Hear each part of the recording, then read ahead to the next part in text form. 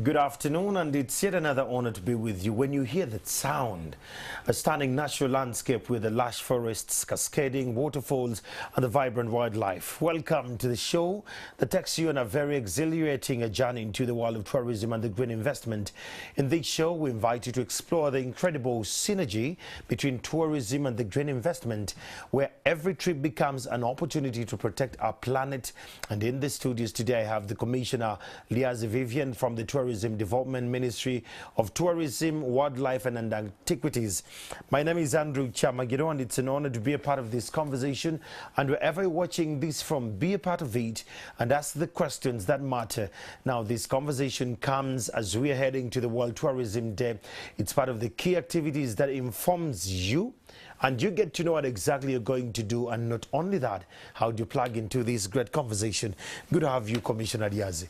How are you? For starters, I would say Happy New Year's. Let's make it a little more regular. Oh, yes. We need to catch up more often. Yes. So a lot has been happening, Commissioner, and for us who are so much in tourism, thanks to you, we have been traveling around Uganda. It's very interesting. Thanks to the Ministry of Tourism, we're no longer paying dollars. They take the shillings now. Yes. And they're employing quite a lot of young chaps from the country. But we need to know, how has the ministry strategically positioned itself after COVID-19, breathing life back into the industry, and how are we holding up as a country? Thank you so much. I think let's begin from the bad news that happened during COVID-19. It is really bad. Yes. So many people lost their jobs. Many businesses closed down. Definitely we aren't getting any visitors coming into this country, so foreign exchange was really down. Yes. Talk of any bad thing. Businesses closed and the recovery costs were extremely high. I must say that call it 2 years since the very hard times of COVID, we are on the recovery trend. At the lowest of it, before 2019, we had about 1.6 million visitors coming into the country. And at the height of it, we ran down to 415,000 visitors. That was a big hit. That was hit. And you know, we're rising up again. Last year we did about 815,000 visitors coming into the country. This year we're looking upwards beyond 1 million. And we think in a year or two we'll have recovered to the pre-COVID-19 levels. But the interesting thing is that the domestic industry also grew. Tourism, the domestic tourism industry also grew. People started looking at their country favorably. Those who used to travel out, they discovered that there's something to see. Yeah, even me. I before COVID, yes, you know, I would spend my $2,000, $3,000 to go to Dubai. To go to Dubai and the desert rides and all. suffer the heat.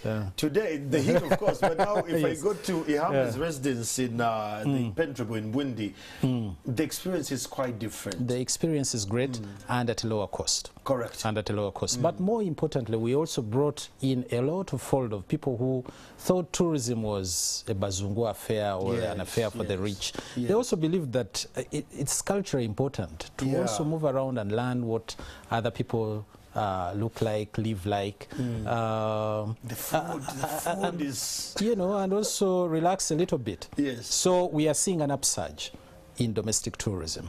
And it really held on during the COVID-19 worst bit of it. The domestic tourists held the tourism industry, and it continues to expand. I don't know whether you were at the, you managed to visit the zoo or the Uganda Wildlife Education Center. Let me tell you my experience when we went to the zoo. So one of these days, I think it's 2 months ago, I just said, I had an event in Entebbe, and I was like, maybe I need to go and check out the place. But before I take my family, I have to do a reconnaissance. Yes. I went there and I got shocked what is there. That you only pay 10,000 Ugandan shillings for the kids to go into the playing area, and then they have another liberty to go around and, you know, go through all these animal species and that explanation. So for me, it is no longer what we used to do back in the days where we used to go just to the zoo, just the animals alone. Now it caters for all of us. You know, men don't want to go in these things. But now the men are catered for while the kids are playing. You all have something to do. We have something, even the beach area, like you can now sit around. It's so inviting. And tell you what, the schools have done an extraordinary job. Okay. The numbers were Yes. And I think kudos to the Entebbe Zoo Education Center, the World Wildlife Education Center. They have made it very inclusive, but above all, it is now extremely educational. They tell you why this zebra is like this, what are the best times. Yes. It's very refreshing. In your submission, you said there is an upsurge in domestic tourism. All right. And this brings me to my next question. How ready are we as a country to embrace the upsurge of the numbers in domestic tourism? Well, especially the locations and the hotels and all that. One, it has taken us by storm. You know, at times embracing this upsurge means investment in the infrastructure. Correct. So yes, we had a bit of a lull in the infrastructure, especially accommodation infrastructure. Yes. What I may say, government has done well on the roads, because the three main problems with domestic tourism have always been accessibility. The roads weren't good. You know, now you can move from Kisoro up to Karamoja on tarmac. You can move up to Arua on tarmac. And that's a fact. You can go to Kalangala. There used to be one ferry. Now they are about 5. The options are much wider. So yes, from that aspect or respect, we've been able to expand accessibility. The challenge has been with accommodation. Accommodation, especially in the parks, was a bit limited. What we are right now doing is providing more concessions, but even the private sector has taken on the opportunities that are coming around. And you can see around Queen Elizabeth National Park, quite a number of small investments are coming around. Around the towns, go to Fort Portal, there is expanded accommodation. Go to Gulu, go anywhere, go to Hoima, where we're going to be this week. There is a lot of accommodation for everyone. I love that. I love the inclusion you have put in. And today the conversation we are having, we're looking at tourism with the eco-investment. Right. I love the word eco, but again, it is intertwined with investment. What does it mean in the wake of tourism, eco-investment? And why should I, as a Ugandan, get interested in these two words intertwined together? Tell you what, this year probably has been the worst when it comes to global warming.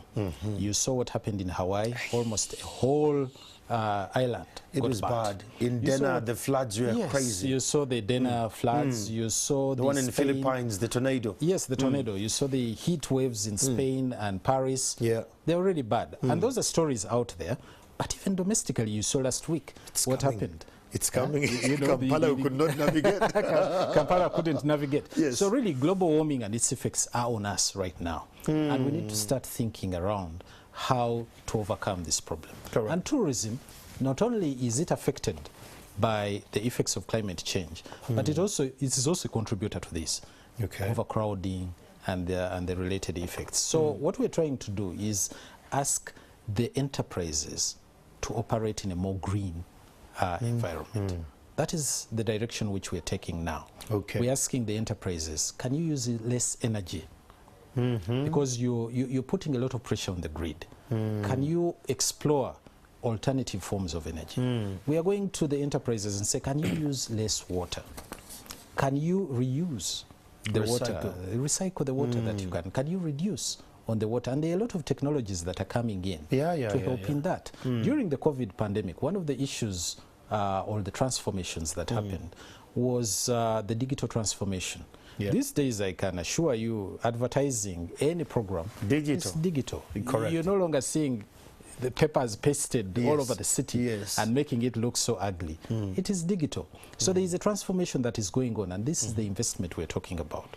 When you speak about that, the eco-friendly conversation and looking at the renewable energy agendas we have as a country, and in November we are having a renewable energy conference where the ministry is pushing a lot about efficiency, power efficiency, and renewable energy conversations.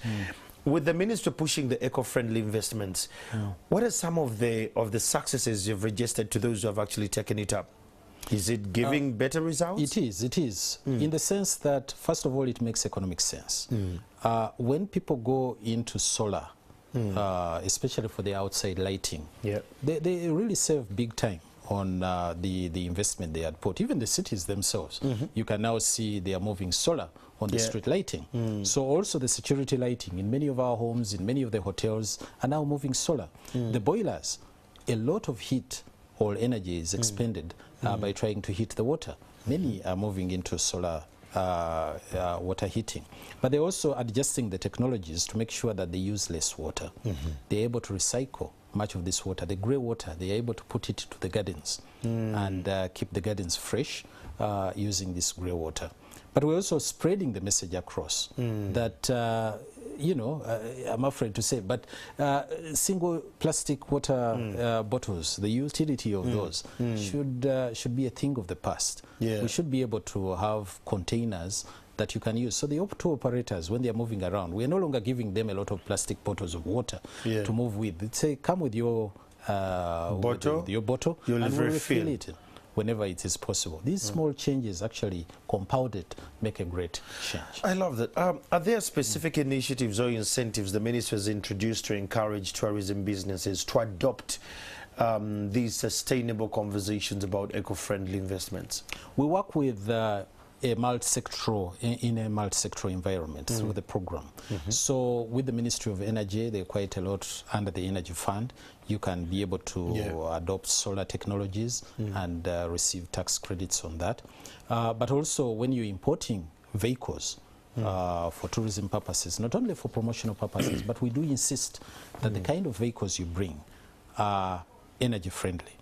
They are relatively new, able to be comfortable to the tourist, but also have less impact on the environment. These are there are tax measures or ordinances that are being created against littering, for instance, by the councils you had recently. I have my basket in my car. Yes, make sure you're not grab. The $2,000 don't too get much for caught me. off Yes. Yes. I love that. The conversation we're having, comrades, it's entirely about the Minister of Tourism adopting into the eco-friendly tourism and eco-friendly investment. We have the Commissioner here, Mr. Aliazi.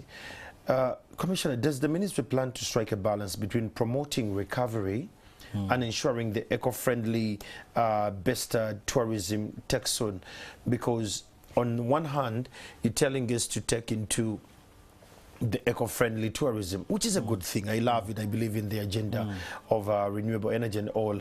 Right. But where does it leave the recovery agenda for the industry, given that you're looking at over 1 million by the end of the year? I understand. One of the challenges of adopting green technologies is definitely it's an expensive venture. Correct. But we are putting it to the industry that in the long run, it is a cheaper venture. You know, instead of you trying to make a few cents at this point in time, why don't you save in the longer run? But in so doing as well, we are trying to provide certain incentives. You've probably heard of the Uganda Development Bank facility that was organized together with the EU to make sure that we support the recovery efforts of many of the enterprises that were affected by COVID. Government also came up, deferred some of the tax obligations so that they are paid at a better time when things have improved.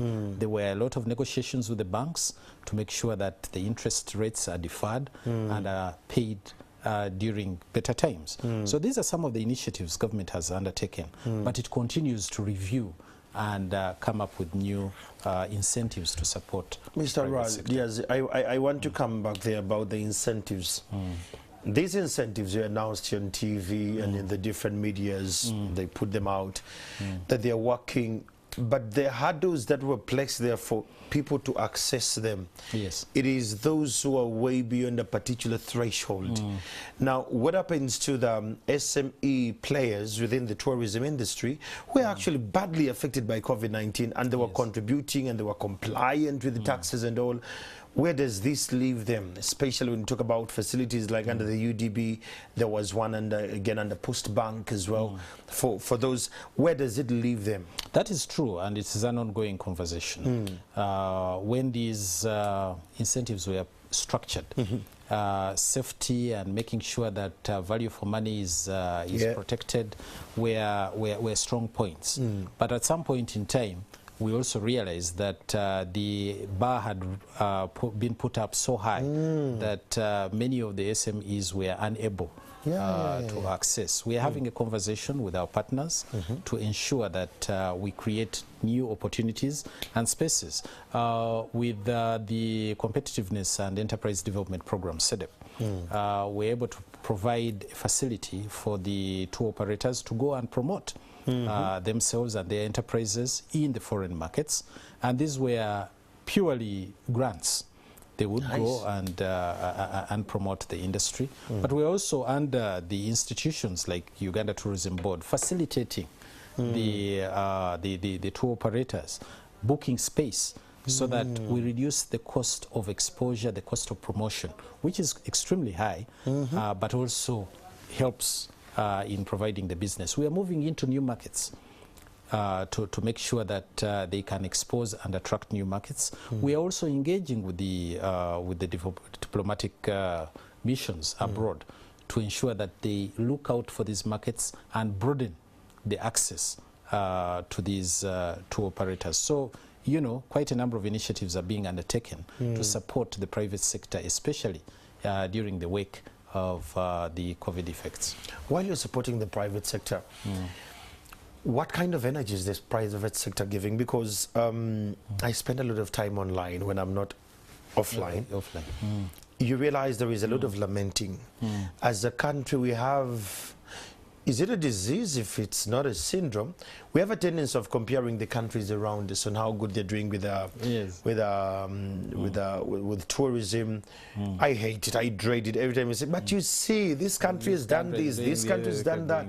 And obviously, so they have very valid points they're making there.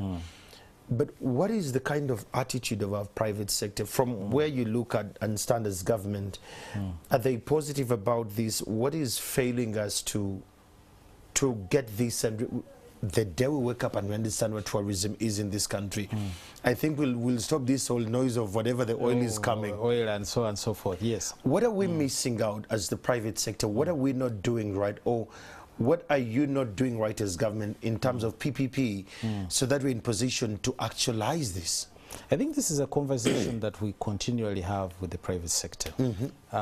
True, when the economic downturns did happen, they were directly affected and they had to raise the voice to ensure that government responds adequately to protect them from the effects that that occurred or continue to occur, because as you realize, tourism is a very fragile industry.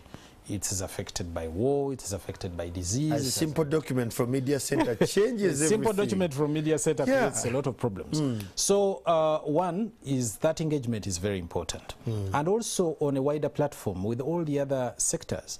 Like if our colleagues in the Ministry of Health have detected a small problem here, the way you communicate it matters. The tone, the language. The language, the persons you communicate to matter a lot.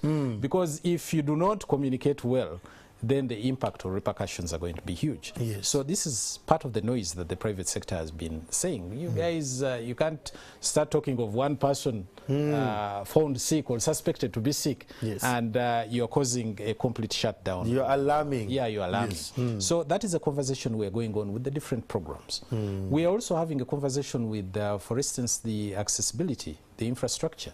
With the rains coming on now, some of the attraction areas are becoming impassable. And we're asking our colleagues in transport that please, can you make these roads more motorable?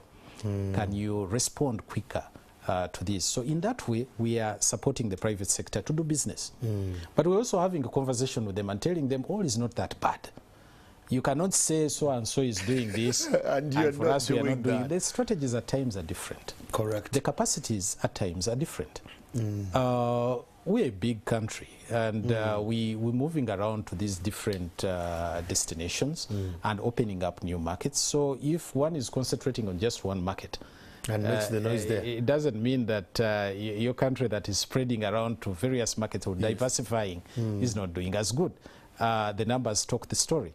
So we're doing well in comparative terms, but we could do better.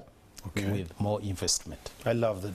Friends, if you're just joining this conversation with me in studio, I have Commissioner Liaz Vivian from the Ministry of Tourism, Wildlife and Antiquities, and we're discussing about the eco-friendly investment in the Ministry of Tourism and how you can actually benefit from that. Now, we're speaking a lot about the national perspective. Let's get a little bit subnational here.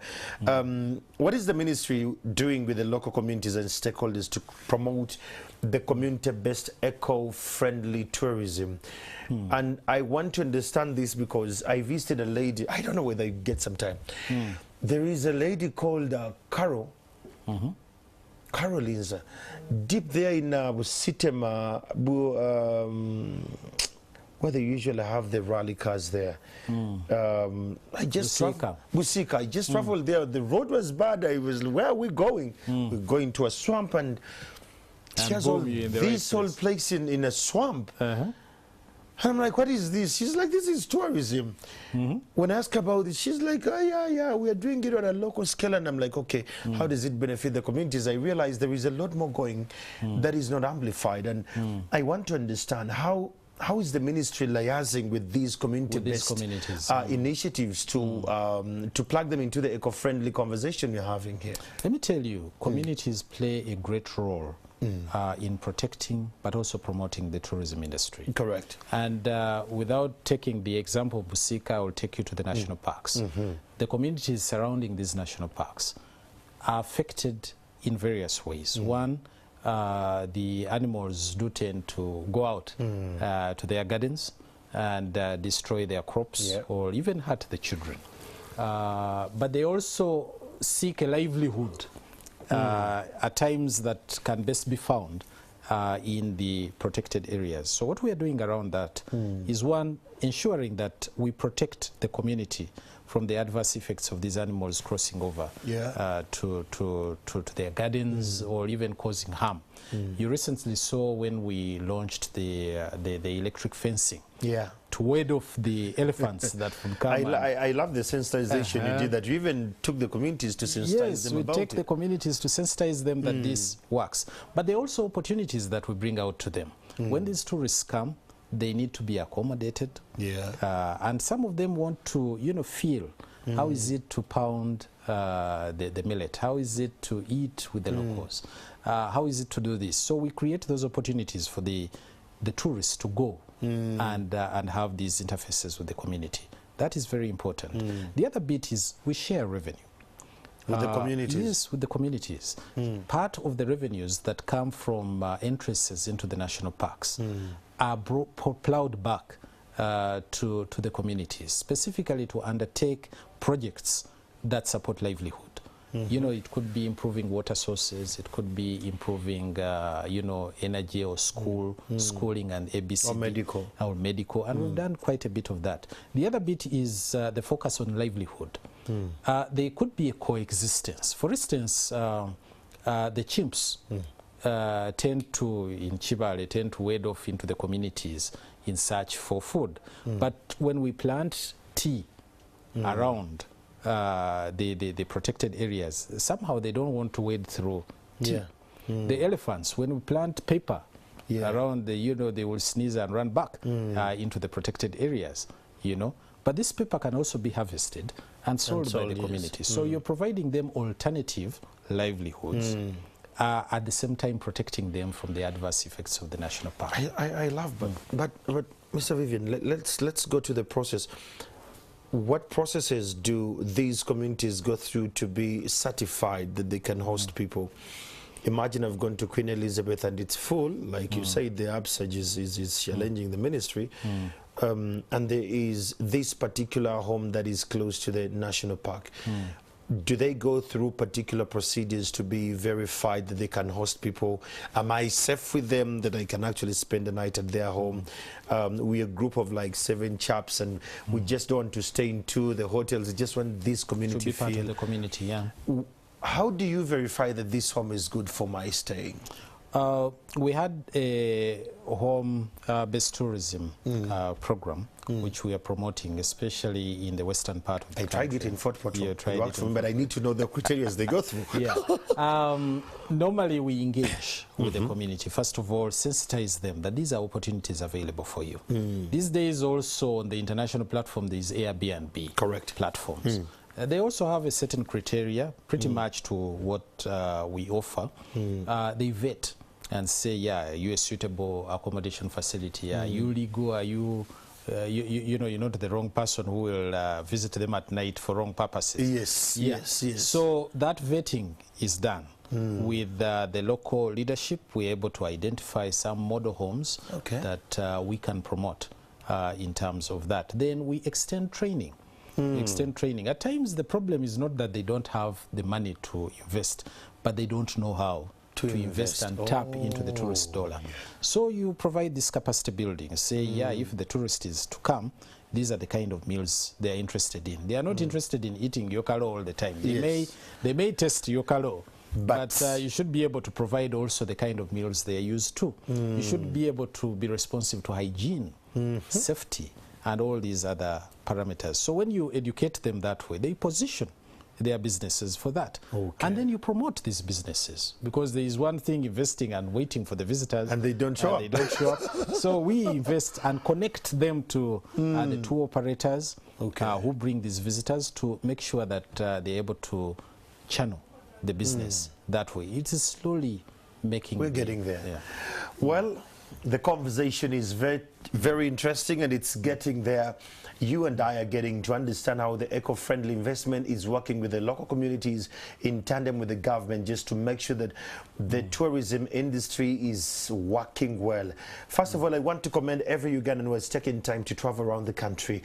You and I were surging the numbers, and we're putting the pressure on the government, and in a way it is spilling over to the communities. We'll take a break, but when we return, Mr. Vivian is going to dig deeper in what it's going to be like when we're celebrating the World Tourism Day, and how you and I can be a part of it from where we are. Don't go away. Take a break for now.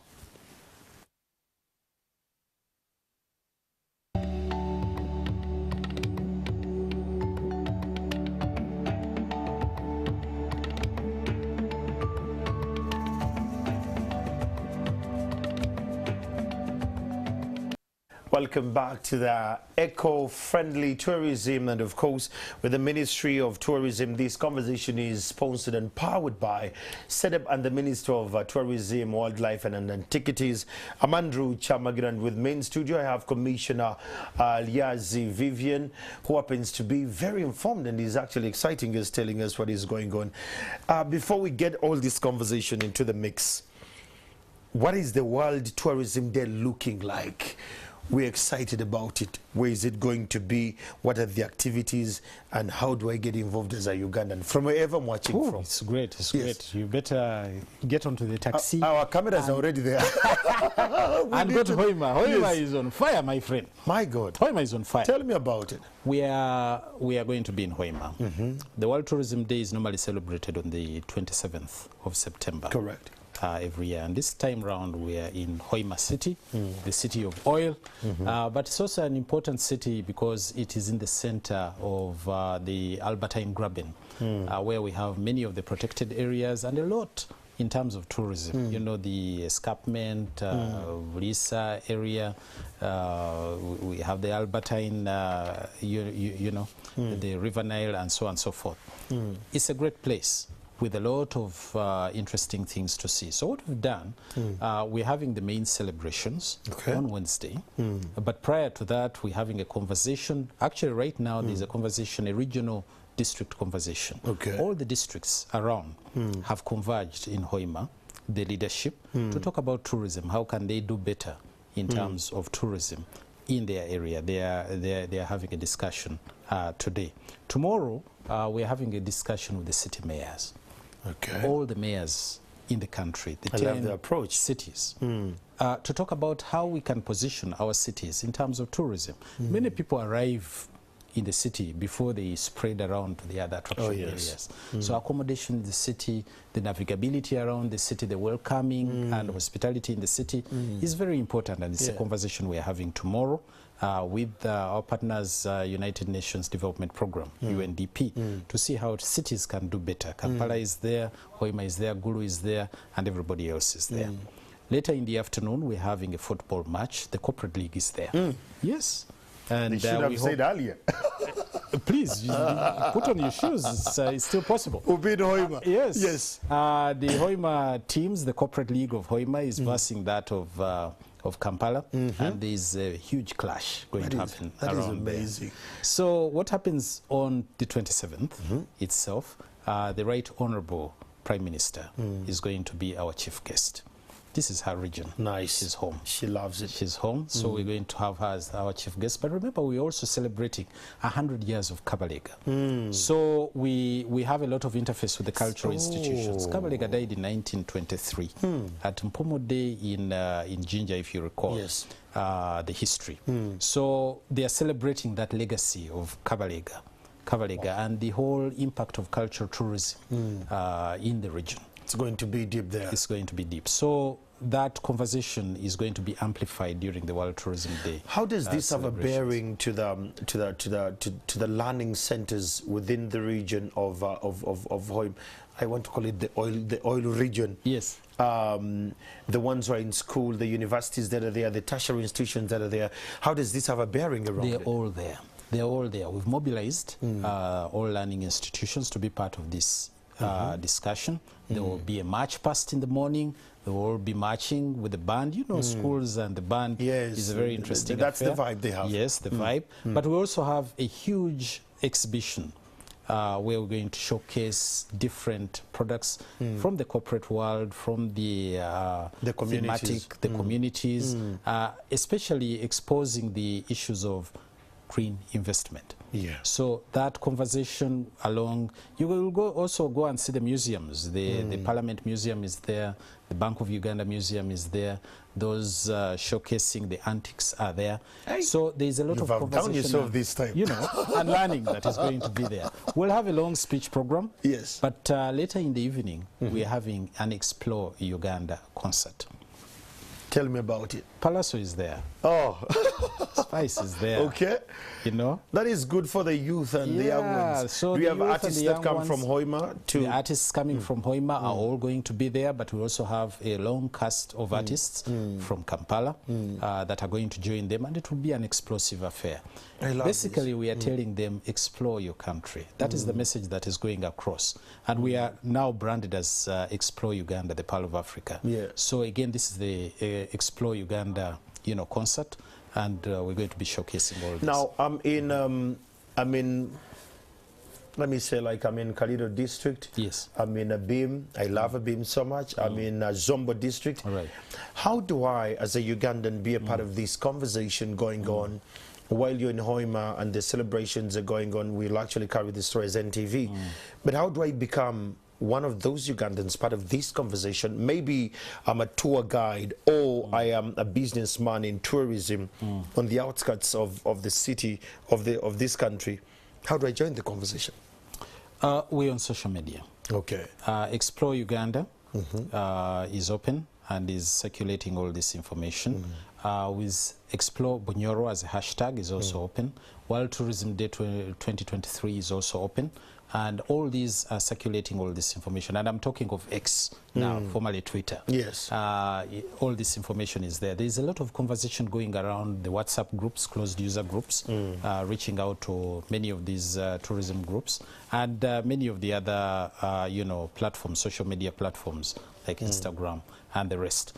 But physical presence is also very important. Many people are flocking in from the different regions to be part of this conversation and exciting affair. What I need to tell you is that after the World Tourism Day, the party goes on. Okay. The party goes on because we are running the Explore Bunyoro campaign. We are going to Kibiro. You've been to Kibiro. Yes, I have. There's a dip there. We are going to do the Kibiro hiking challenge. If you win, we're giving you a medal for that. We'll recognize you for that. But we also have the carnival that will be beginning from there. We'll also be touring some of the important sites around Bunyoro. This is going on through the whole weekend. Does this mean that you have given us discounts on some of the privileges that are coming with the World Tourism Day? We're doing better than that. If you're in Bunyoro? Yeah, allowing you to enter. Oh, for free? National parks, come with us. You will enter and come and have a look at the Makshan Falls. Good. Ugandans, you need to tap into this. Please do come. It's very amazing. And just to go back to our conversation, I didn't want that to go into the monkey waters of our conversation. Yes. Given the global push for sustainability, how is the ministry collaborating with international partners to attract more green investments in tourism, especially in what I call tourism, we could dub them tourism desert areas, that they're places that are deserted, yet they have tourism elements within them, but we have just not amplified them, and we could actually use the eco investment approach. Yes. There are a number of protocols that Uganda is signatory to. Of course, even the East African Tourism and Wildlife Protocol allows for the development of some of these assets. But we're also members of the United Nations World Tourism Organization. We are members of the Heritage Foundation. We're also members of CETP, which protects the endangered species. So from a protective point of view, CETP helps us to make sure that we strengthen our actions in protecting the resources that we have. You've been to the airport. As you fly out, some dogs pass around. I've seen. Not run away with ivory. We should not run away with rhino horns and things like that.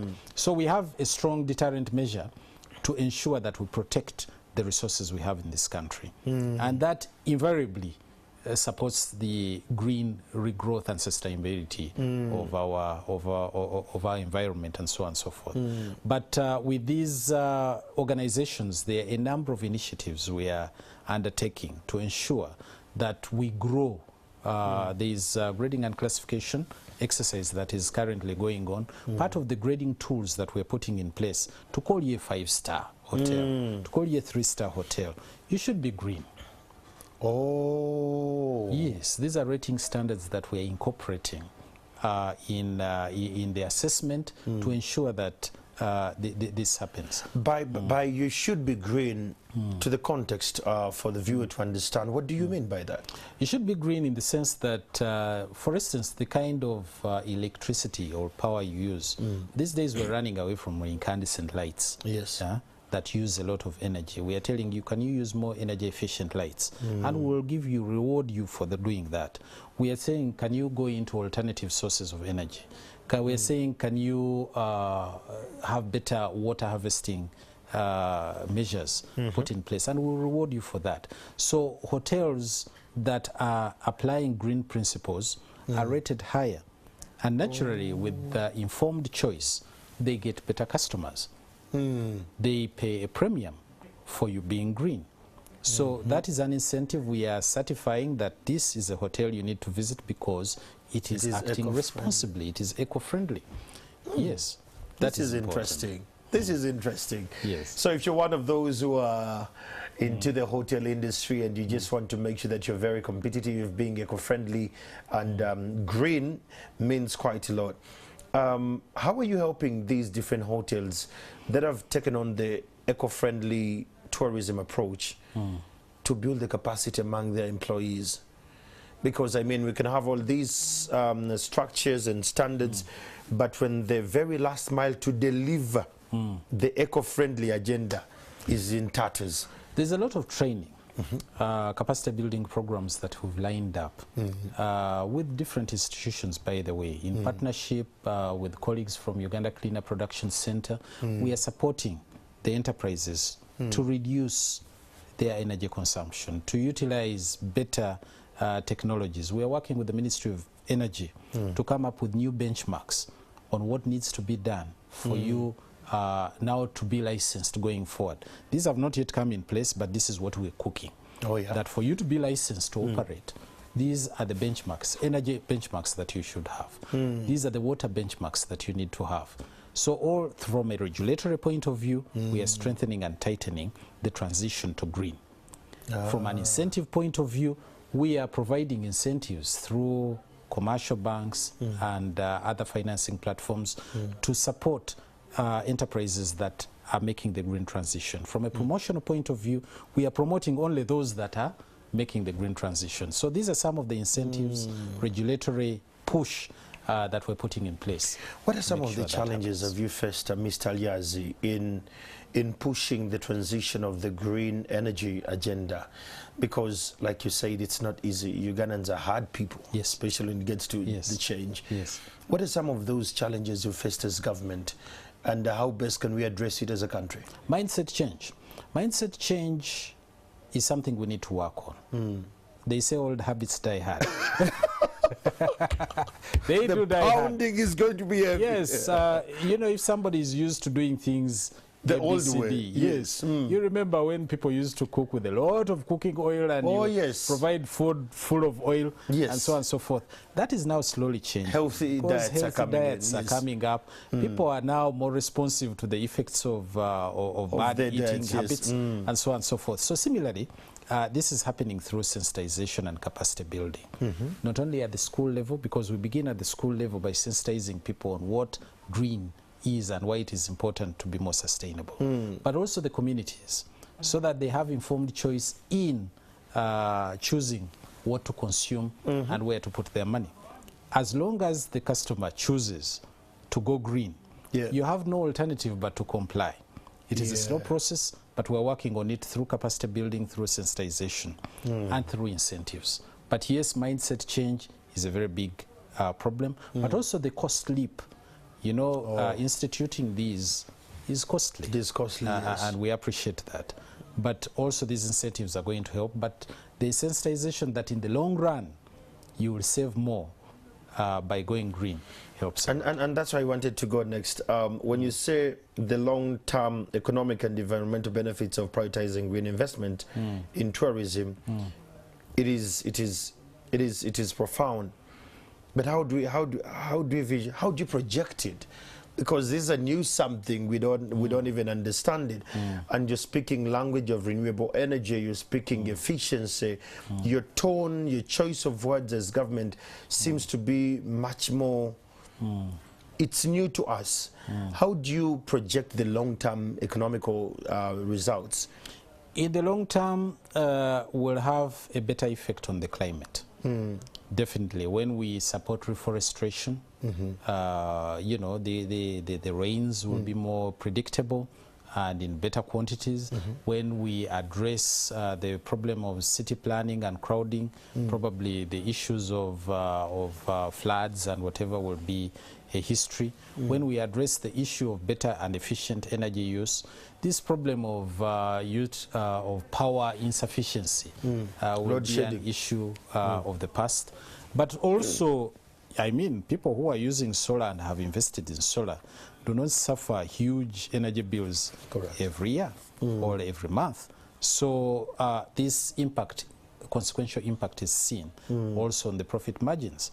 When you invest green in the long term, your pockets will be much happier. Okay. That takes me to the monitoring and assessment tools. How do you monitor the compliance with the green investment and the sustainability standards within the tourism industry? The number of studies which we come up with, there are tools which we're using for the tourism satellite accounts to ensure that, or to check on what is happening within the industry. There are long-term perspective studies which we do, like the expenditure and motivation study, that look at even the consumer. What are the consumer preferences? Why are the consumers preferring item A instead of item B? So these studies are already showing us that there is a transition in the consumer preference. They are now preferring more green and sustainable options than those who waste more in the environment. So those long-term perspective studies are being done. I did talk about Uganda Cleaner Production Center, which we're working with in conducting energy audits, also the Ministry of Energy, to see how different hotels are faring in the utilization of energy, or when new interventions are put in place, what differences does it make in the energy consumption? And that's where I was going. Do we have specific policies that have been put in place to promote the green investment in hospitality and the tourism sector? Like I did say, with the grading and classification tools that we are putting in place now or implementing, green is the center focus. Okay. If you go green, we award you better. But we are also running these into the licensing framework to ensure that those to be licensed. So there has to be a check that, are you compliant with the green energy compliant? agenda? Then you can be licensed. Yeah, some of these are not yet in place. Yes. But they are being cooked. The conversations are coming. The conversation is going on. Great, amazing. we need to understand now, these are addressing the concerns of potential investors regarding the return on investment and the profitability of the green initiative. Yes. What is the return on investment? If I'm a very good investor and I love the tourism industry, and you're telling me to go eco-friendly investment, and yes, I get into the profitability margin, how does it look like? Without running into specific figures, definitely there is a higher return on investment. And I will tell you, energy costs are probably one of the highest cost indicators on the operations of a hotel. Yes. Maybe a 100-bedroom hotel can spend upwards 50 million shillings on energy.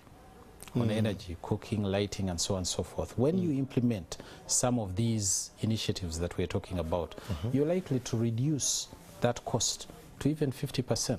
To even 50%. There are differences, of course, in different enterprises, depending on how much green you've gone, depending on how efficient the facilities have gone. But studies have shown that you make a significant, decrease in the costs that you incur. Food wastage is an area that we haven't talked about. People heap all sorts of food on their plates, and they don't eat that food. There is a place I went to in Kalangala. I won't mention the place. But when my wife told me to go back, I said, I don't want to go back to that place. Said why? I said, they give you a lot of food.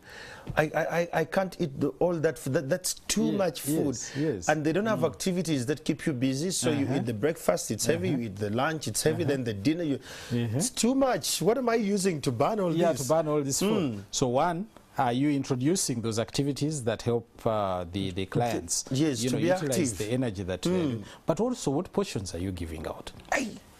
Regulate the portions. A lot of food. And the other bit of it is, if you waste this food, where are you putting it to? Are you giving it as feeds to the animals? Are you giving it to the school children or the vulnerable community? These are all options we're looking at. That if you have a lot of food wastage, then give the communities. But we're also training you to portion better. We are training you to cost your food ratios better, so that you avoid wastage. That would be amazing. Right. Friends, thank you so much for being a part of this conversation. Let me see a couple of the feedback that is coming in online. I love being online. Online gives us a lot of feedback here. It's a very great conversation we are having here. Francis Kuwait. Okay. Francis Kuwait says, great conversation there. Nice bit of advice, Mr. Alyazi, when you say the tourism, ensure that also benefit from the tourism activities that come through. Thank you so much, Walia Ronnie, for being a part of the conversation. Ugandans have a very good conversation here. Someone says, thank you so much. I was educated by tourism in my area. Okay, thank you so much, Laju. And just to pick a couple of your feedback, I really want, Ugandans, when they're watching, they love to be a part of the conversation. They know that it's going to change their lives. Right. And I love the insights you've shared this afternoon. It has not only made us sure that we are part of the conversation, but we're actually getting a lot from it. Explore Bunyoro region, we are set for it. Apio Topista, thank you so much for being a part of this conversation. It seems a lot of people are already going there. Let me just ask, those who are going to have stalls while we're having all these celebrations, how much money are they paying? Are they paying some little bit of money? And if they're paying, how do they pay it? So that people like Topista Apio, who is coming from whatever region she's coming from, she knows how best to tap into that opportunity. There is money there. Oh, definitely. For the first 2 days, that is Tuesday, tomorrow, and Wednesday, it's free.